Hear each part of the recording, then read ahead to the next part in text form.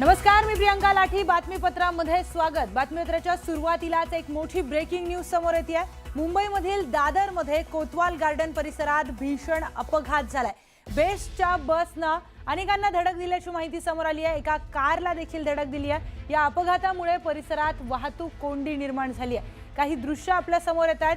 दादरमधील ही दृश्य आहेत. भरधाव वेगाने येणाऱ्या बेस्ट बसने एका कारला धडक दिली आहे. अतिशय भीषण हा अपघात झालेला आहे. हे दृश्य आपल्या समोर आलेत. कशा पद्धतीने या बेस्ट बसचा समोरच्या भागात चेंदामेंदा झाल्याचा हे दृश्यांमधून लक्षात येत आहे. ही बेस्टची जी बस आहे ती भरधाव वेगामध्ये होती आणि त्यानंतर एका कारला या बेस्ट बसने धडक दिल्याची माहिती आहे. दादर परिसरामध्ये आता वाहतूक कोंडी निर्माण झाली आहे. दादरमधील हे दृश्य आता समोर येतात. या संदर्भात अधिकची माहिती जाणून घेऊयात आमचे प्रतिनिधी संकेत वरक यांच्याकडून. संकेत, अतिशय भयावह दृश्य समोर येत आहेत. बसचा चेंदामेंदा झालाय. काय घडामोडी घडतात?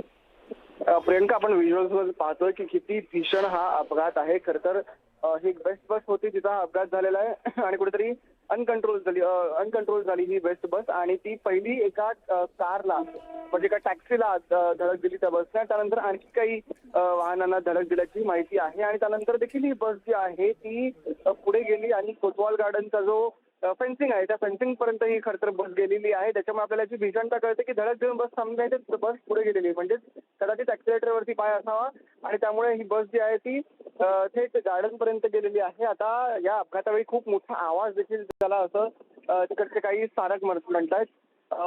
खरं तर या संपूर्ण परिसरात म्हणजे हा अपघात कुठे झालाय तर एक्झॅक्टली प्लाझा, आपलं जे थिएटर आहे प्लाझा सिनेमा, तिथे एक्झॅक्टली त्या रस्त्याच्या समोर हा खरं तर अपघात झालेला आहे आणि त्या संपूर्ण परिसरात सध्या जे आहे ते ट्रॅफिक जॅम झालेलं आहे. कारण की रेस्क्यू ऑपरेशन सुरू आहे. सगळ्या ज्या ऍक्सिडेंटल वाहनं आहेत ती सगळी साईडला करण्याचं काम आपण पाहतोय सुरू आहे. बुलडोझर देखील तिकडे आणलेला आहे. त्याच्याने बस देखील मागे ओढून ती देखील रस्त्याच्या कडेला नेऊन ठेवण्याचा जो आहे तो प्रयत्न चालू आहे. आता याच्यामध्ये किती लोक जखमी आहेत आणि आणखी काही मेजर इंजरी आहे का याची अजून अधिकृतरित्या माहिती आलेली नाहीये. पण सुदैवाने अजून तरी तशी कोणतीही माहिती नाहीये.